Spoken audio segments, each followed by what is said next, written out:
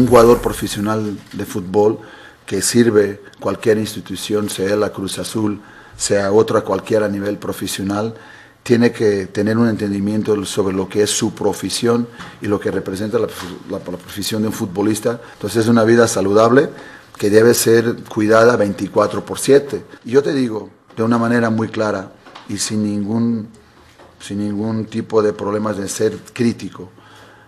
Creo que en México se hace 30 años a esta parte, como la mayoría, en particular en Europa, se viene haciendo este tipo de situaciones y generando este tipo de mentalidad, que no solo 2 horas que pasas en lo que son las canchas de entrenamiento, estás trabajando para tu profesión. El fútbol mexicano hoy por hoy sería diferente. Muy bien, ¿cómo interpretar las palabras de Caixinha, tú que jugaste en el fútbol europeo, Hugo? Sí, estoy de acuerdo. Yo, por ejemplo, esa ideología como entrenador, por supuesto, yo la utilicé con Pumas y con la selección también. Y mi primera charla cuando llegué a Pumas... ¿Pero tú trabajabas con Pumas más de 2 horas? Les dije yo a los jugadores, a eso voy, que digo, en México hay que ser más profesionales. Porque en Europa, profesional es desde que te levantas hasta que te duermes. Y el hecho de que vamos a entrenar 3 veces al día, y se quedaron así asustados, como, ¿por qué 3 veces al día?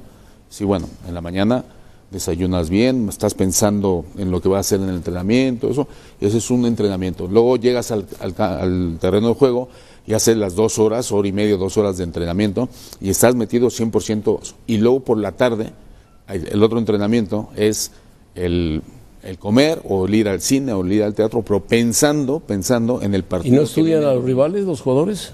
¿No estudian a los rivales en video? Sí, claro, yo les ponía siempre video de los rivales y les decía cuáles eran los puntos débiles en cuanto al tema defensivo y cuáles eran las virtudes peligrosas del rival. O sea, veíamos videos a nivel defensivo y veíamos los rivales a nivel ofensivo y entrenábamos, por supuesto, el tiempo suficiente. Entonces, esa mentalidad que dice Caixinha, por ejemplo, yo lo desarrollaba y cada uno tenemos el estilo de trabajo.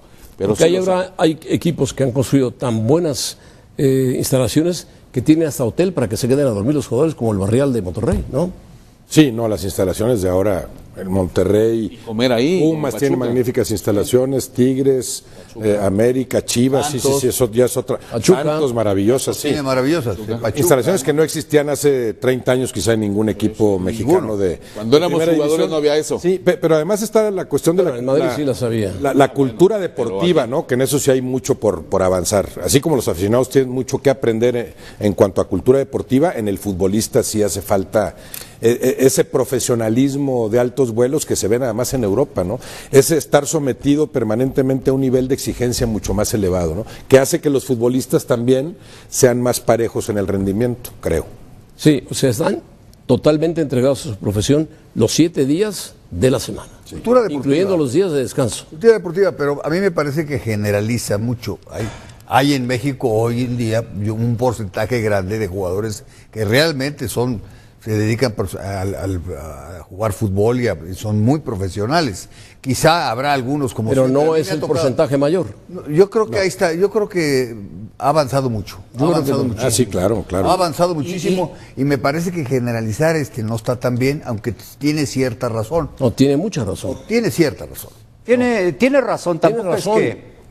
¿Sabes qué? Se me hace que tampoco es que haya venido a evangelizar el fútbol mexicano, no. Porque pero tiene razón. 30 años de atraso tampoco me parece tanto, pero sí hace falta más profesionalismo, cada vez se acrecenta más. Yo quisiera saber, ustedes que son técnicos, a nivel entrenador en México, ¿se fomenta también eso o está viniendo a evangelizar el señor Caixinha? Por supuesto que se fomenta, pero también en esto interviene la cultura deportiva. Cómo vienen los jugadores, de dónde vienen. Y te voy a decir algo, no es privativo de México. A mí me ha tocado, los jugadores más indisciplinados que tuve son extranjeros. Fueron extranjeros. Mira. Fueron extranjeros, o sea, sudamericanos. Sudamericanos, porque el europeo sí se distingue en ese sentido, en ese nivel de profesionismo. También es cuestión de idiosincrasia, ¿eh? O sea, no es tan fácil, por ejemplo, llegar a México y decir, van a entrenar en la mañana y en la tarde. Vamos a entrenar temprano a las 7 de la mañana y luego nos vemos a las 5 de la tarde para la segunda sesión. Pocos futbolistas mexicanos van a soportar ese ritmo. Y además creo que no es tan importante, tan necesario el entrenar tanto tiempo. A veces con 2 horas de buen entrenamiento y con el cuidado adecuado en las 22 horas restantes es suficiente para que un jugador esté en condiciones físicas impecables. Hay clubes que obligan al jugador a entrenar en la mañana, comer en las quedarse ahí, sí, y volver a entrenar por la tarde. Hay sesiones. El sistema que Caixinha es uno de ellos. Hugo tiene razón. El sistema, por ejemplo, que implantó Caixinha ahí en el Santos, donde están las grandes instalaciones, puedes ir a desayunar, te sientas a leer el periódico, checas cómo están las cositas ahí en el ambiente futbolístico y luego ya te preparas para ir al entrenamiento. Ese es el segundo entrenamiento, el entrenamiento de cancha, que ya tiene que estar preparado. Después viene la comida y viene esto, viene Caixinha dice que todo eso tiene problemas con las lesiones y Cruz Azul la sufre mucho. O sea, pero son lesiones por no cuidarse, no lo creo. No sabemos. Eustaquio se Europeo que lesionó iba llegando. muy jovencito. Silva Flores ha vuelto a ser operado.